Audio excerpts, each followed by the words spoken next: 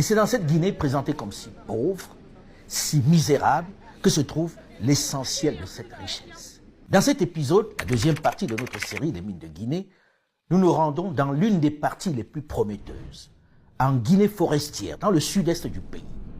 Alors maintenant commence le voyage. Je vous demande de nous suivre. Voyage périlleux où quand même on a un tout petit peu peur, on a un peu une boule dans le ventre, parce que ce ne sont pas des enfants de cœur de l'autre côté. Nous voici à Simandou, la chaîne montagneuse de Simandou qui s'étend sur 110 km de long du nord au sud.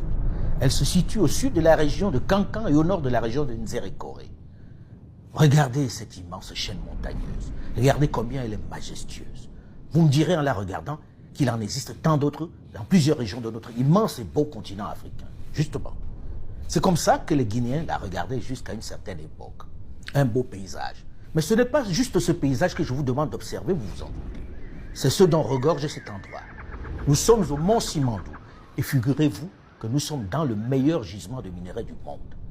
La plus grande réserve inexploitée de minerais de fer de haute qualité du monde, avec plus d'1,8 milliard de tonnes de réserves, d'une teneur en fer supérieure à 65,5%.